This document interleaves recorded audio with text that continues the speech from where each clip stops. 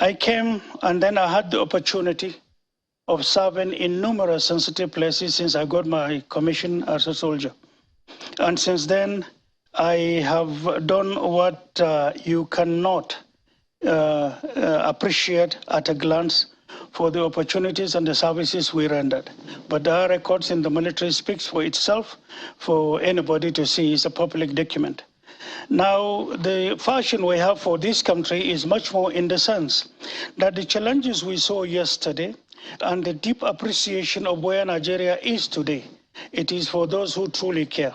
And it is that sense of care and that commitment driven by energy of patriotism that brought us to the fore to join politics. I'm not here for money. Whosoever you think or you see directly or indirectly coming into politics at this point in time and talking about money, then definitely something is wrong with that person.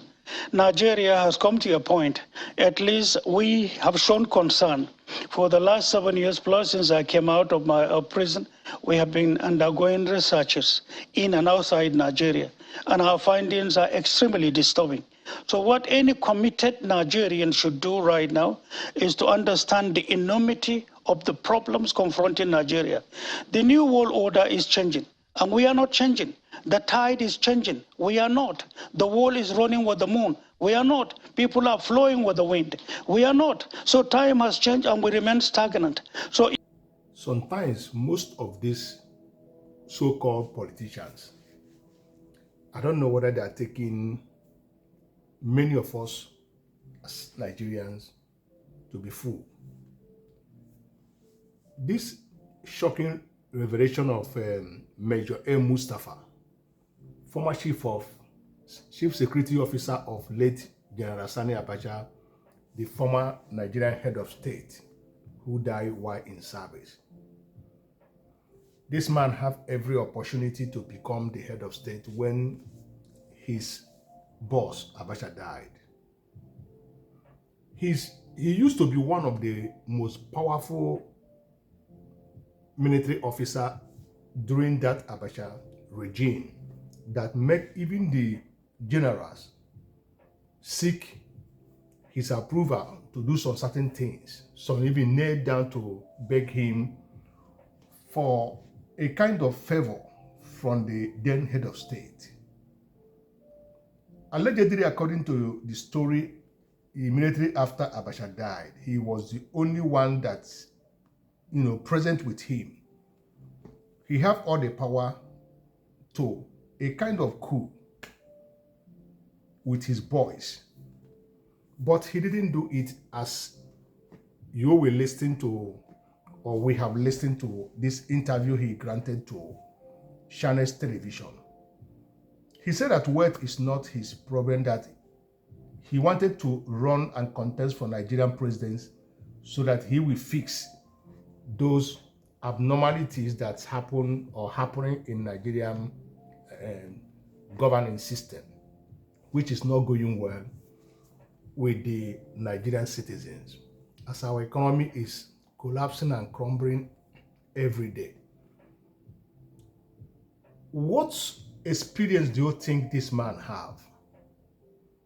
Or do you think that because everybody now is focusing on security, the structure of their security during the time of military and the architectural structure of security during this period of civilian, which one do you think is far better?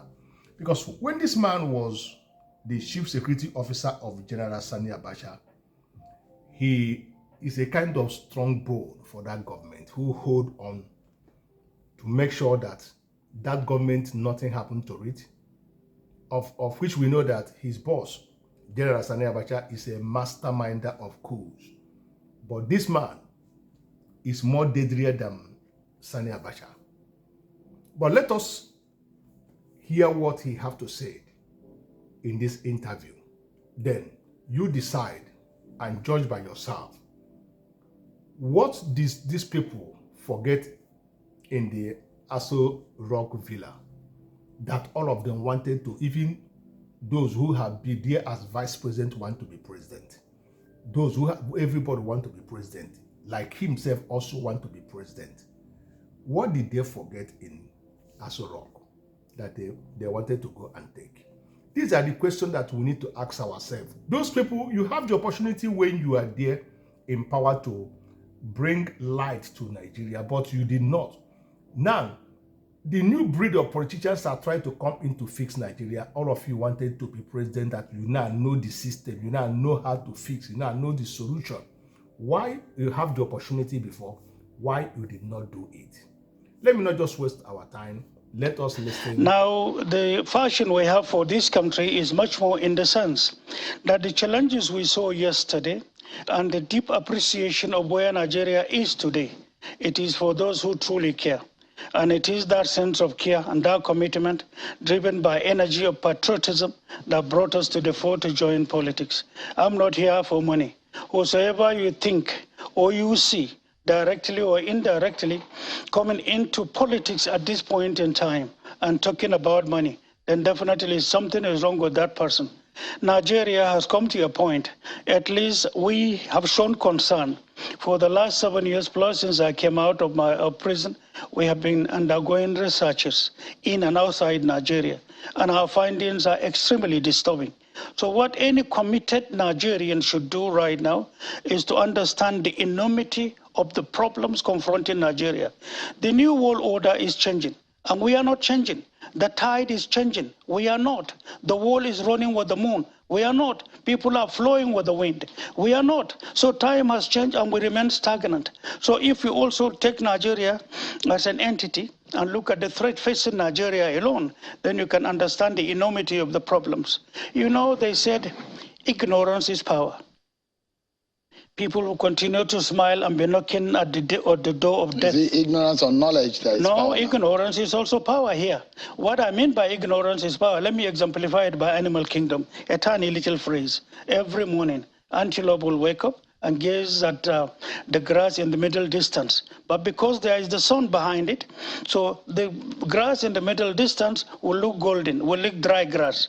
So antelope is tired of eating green grass, so it wants another variety. So in the course of galloping to meet the dry grass, it will end up in lion's den. And lion will wake up thanking God Almighty, here comes my breakfast. If the antelope had known, out of ignorance, it wouldn't have gone for that dry grass. It would have ended up thanking God with what is before it. So that's this little phrase I can give you. So sometimes ignorance is power in the negative side of it. You are a man some people would describe as one with 9 lives. You're one with a lot of controversies. And we cannot have a conversation tonight without talking about those controversies. You work closely with later military dictator Sani Abacha. Right. Let me start by asking you, do you have any regret working with him, looking back? I have no regret. Once you join the military, you should be open-minded to work anywhere. You can be posted to North Pole, you may be posted to South Pole. You can be in the worst part of the world or worst part of the country. It is experience. I have had my personal destiny, and my personal destiny took me to where I served. All I want is wherever you send me to, I will serve, and you will see the distinct difference, and I will leave it there for younger generations to learn therefrom and to enhance the professionalism and to enhance the status of the service I belong to. I have done so all my career, all my life. I never canvassed to be posted to anywhere. They saw me, they saw what they saw in me, and posted me to all the places I went to, including the late head of state. And I gave my life, I gave sacrifices that are indelible today in the records of the military that are there for people to see. We will come to that in a bit, because some people who perhaps do not like your face, because there are a lot of people who do not like your face. There are people who like your face. But then the question is, yes, we'll get to in life. Yeah. If the whole world like your face, then it shows they are a compromised person.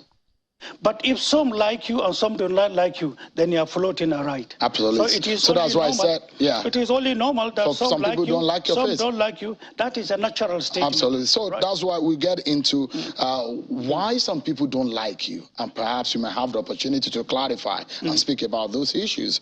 One would describe, for those who were very close to you or who were near power at the time, could describe you as perhaps you look so much like a son to the former Sani Abacha, the late Sani Abacha, that you were very close to him. That in fact, I mean, it was when it was Chief of Army Staff, you were the ADC, isn't it? I wasn't his ADC. You worked with him until he became the head of state. No. I left at a CSO. certain interval. I went for courses. Yeah. Then I went on a certain major operation that has to do with the sustenance of Nigeria, and I was opportune to have been picked to be among. We lost lives. We lost people. God decided that some of us should be back alive, and we did. We went and exemplified what we did. We lost so many people, and we came back with documents assisting Nigeria till this very moment. All right. We'll get into some of those things that you've done, but let's talk about your closeness with General Sani Abacha. Some people would describe him as perhaps a single dead man that still enriches the nation he left behind based on the monies that, for example, recently about $23 million was linked to Abacha loot, and you are very close to him. You are aware about some of this loot and why some of these monies were kept outside of the country. All right. This is a sensitive question, and all I want is for you to allow me answer you. Absolutely. Directly. Go ahead, please. First of all, if you know my background, money is totally secondary, and you may be shocked at the type of person I am. If I wanted to become a rich person, there were countries that were ready to make me a very rich person, and that would have compromised my professionalism, my commitment to be who I am and who I was when I was in service. So money is secondary. I didn't join the army because of money. I'm not in politics because of money. This country requires selfless services for Nigeria to come out of where we are. And I wish and pray that we can all appreciate, written or in mental sense, the difficulties ahead of this country from the findings we have. That aside, the issue of money, ask anybody, ask the military, ask those in civil, anybody will tell you that money was secondary. I have nothing to do with money. But there was a time I gave an interview about General Abacha when sanctions were enforced on Nigeria. Stakeholders of this country were called, agreements were reached, money were given to their accounts. But my greatest surprise today is that the media has not asked any of such big personalities to say money was given to you on an agreement. What happened to it after he died? None of you has gone to do investigative journalism.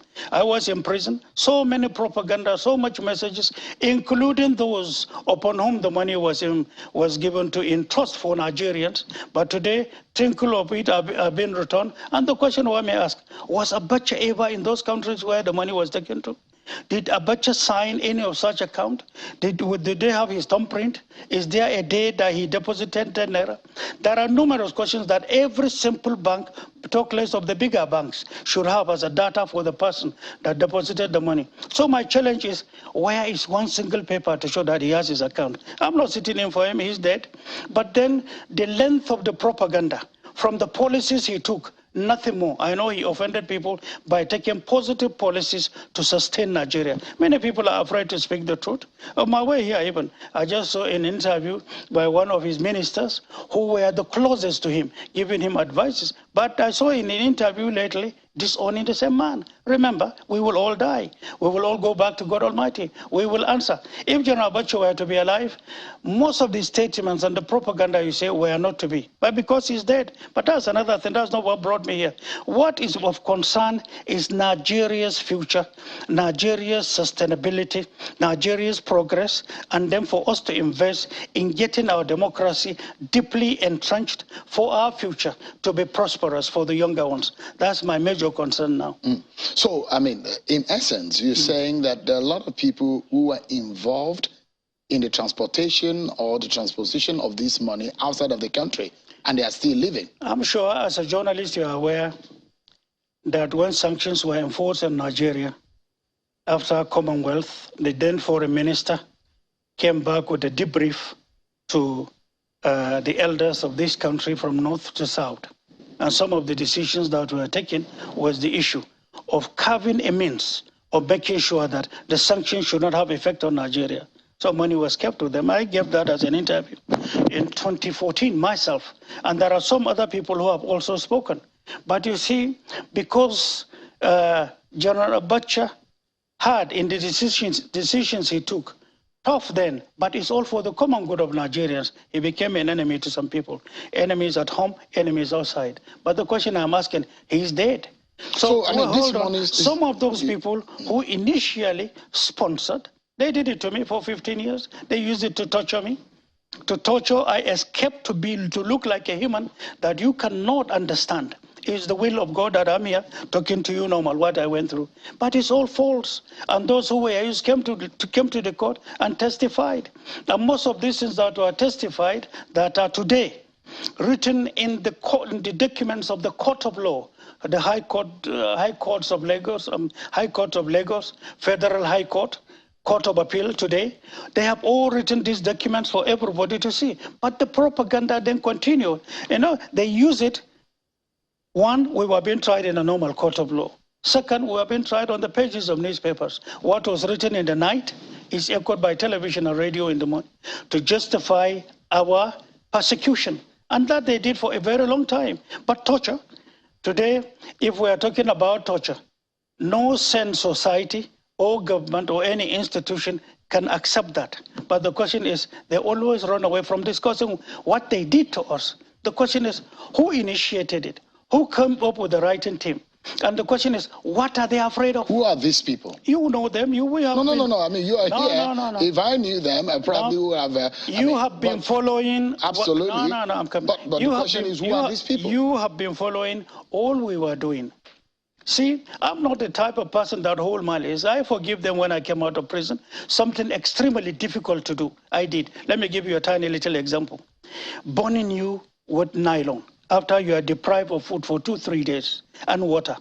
Then the next thing, they will flash a bread. And before you know it, they will pieces it into gutter in front of you. And you are in chains, hands, leg, and neck. Only me was that being meted to. And at the end of the day, they will lead the nylon and be dropping the blue flame on you. Soon after that, hours later, they will hang you, your head upside down, and then they will twist you. The hanging in itself is done in such a crucial manner that even if you are told to stand up and walk 5 meters away and then earn your freedom, that will not be possible. That is how horrific it was. Besides beating, besides punishing my parents, punishing my family, punishing, there's a younger brother I had who was arrested for 9 years. All this happened in Nigeria. I remember for 15 years, I'm the first son of my parents. I was only allowed to see them 2 times. We are not at war. As at that time, I was still a serving officer. What is the name of this hate? They did it. I survived it. I was told I was going to die. I survived numerous attacks, numerous orders to waste me. All failed. It's not my strength. It's by the design of God Almighty. I survived it, and I am here. So to those who did what they did. Who are these people? You know them. You know. Can you say? You know. Because Nigerians, you are someone who is seeking the first office of the land. So you might be able to come clean to Nigerians and say, these are the people, and probably name names. See, the large heart to accept punishment, to go through persecution, and that same large heart that forgives has thrown this behind us. What is my greatest concern now is what is before us in this country. Rendering services to the country, synergizing with all forces from across Nigeria and outside Nigeria to team up to make the difference. That is the fundamental issue right now. This is a priority. I have forgiven them. Yesterday is gone. My personal destiny is designed by God that I'm to go through that. Remember, in any phase of life you are, there is individual destiny, and there is collective destiny. So at every point in time, you meet people, you serve.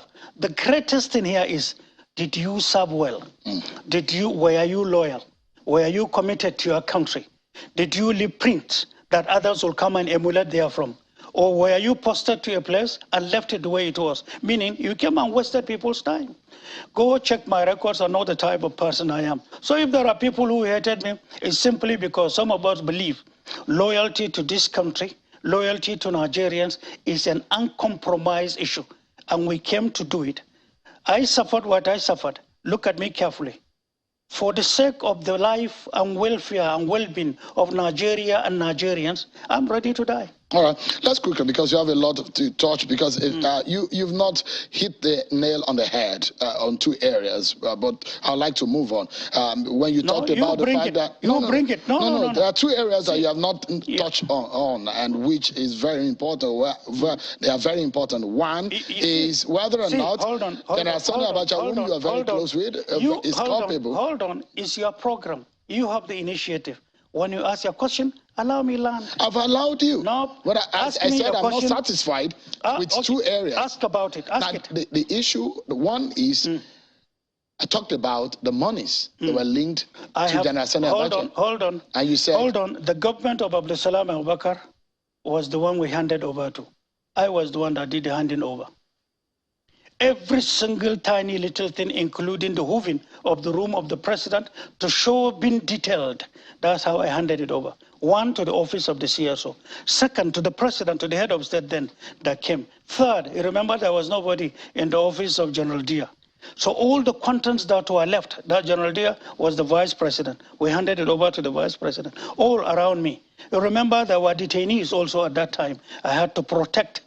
And so in the course of doing all this, it took me almost 2 months plus to get all things done and handed over. And I did. And I tell you this, that's why I always hit my chest.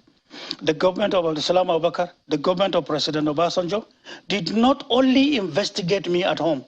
They now consulted foreign companies. They came to meet me in prison. And some of them I know are security agents from some bigger financial crime detection teams. Took my fingerprints, my eyes, went around the whole world, including Nigeria. They found the accounts that they were paying me salary in and nothing else. I'm transparent. I challenge the world. I challenge the governments. They establish panels, and I ask the panel, if you have ever entrusted me with an assignment that I took 1 naira, 1 kobo out of it, I'm ready to accept being guilty as having stolen the entire resources of Nigeria. Till this moment, because there is none. I'm not that type of person. Hold on. I'm not that type of person.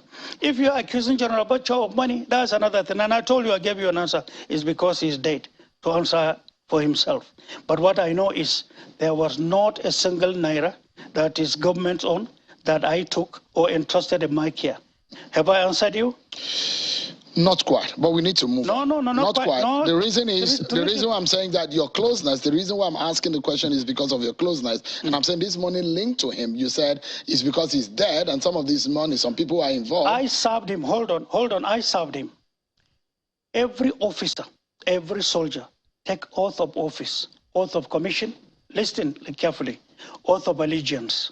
I brought this issue when Oputa panel was established in the year 2000 and 2001, and I talked about loyalty according to the dictates of the book. If it is not 100%, then there is no loyalty, and we did. You know what I did? At anywhere you put me to work, whether it was General Abacha then, whether at the time General Abdulsalam Abubakar came and you now said, this was the role you should play. If they had given it to me, the same service, the same loyalty. President Obasanjo came after him. If you had appointed me to work with General Obasanjo, the same service, the same commitment or much more. Anywhere you are taken to, the moment your loyalty becomes a bit shaky, then it's a compromised loyalty. Loyalty to the commander-in-chief is loyalty to the country. And today I can tell you that aspect of loyalty is one of the fundamental issues facing Nigeria, and extremely disturbing it is. All right. Yeah. I have a quick one because we are 1 minute or thereabouts to break. Right. You're someone who have been charged with all sorts of offenses, so from drug trafficking to plot to overthrow government to murder and all sorts of things. And you're enmeshed in all of these allegations and charges. Would you say that loyalty? Yes. Were those are the things that have made you put you in that difficult situation? I told you of a writing team in sustaining propaganda for 15 years on me alone. And because they wanted to do away with General Abacha. General Abacha was not to survive 3 months, and God kept him. And we came, took oath of office, and held on to that place. So to those who wanted General Abacha removed from within Nigeria and outside Nigeria, discovered that it was impossible. It was only possible if we are dead. And as soldiers, you behave like a soldier. And I don't hide my feelings. I don't hide my professional standing. If you give me the responsibility to guard this place today, nothing happens here. If it happens, remember we are dead. And that's what I exhibited. And that is what is expected. Yeah. A soldier that comes to be a compromised person is not ambassador of his family, is not ambassador of his profession, and cannot be trusted. And it's a shame to have such people who play with loyalty. I'm not that type of person. I take oath. I stand by the oath. All right. You were trained as an intelligence officer, right? Intelligence officer, yeah. That's what you were trained in. Now, and you have said that there are some Nigerians who are like termites eating this nation. Yes, who are these people, and what do you mean? This is a topic for another day. I said so from facts given to me and known to me from the services we rendered. And you know, I've been in this service for a very long time. Who are these people? And out of commitment and concern and care for the welfare of this country, I made this pronouncement. And who are these people? No, this is not the forum. Not are they highly placed people? Not met people from across Nigeria. When you are talking about the life of a country, a tiny little carpenter may be, a tiny little technician at point A might be, rich man B might be. So this is another thing entirely. What is their plan? What is their plan of eating up this country? Like this is, you know,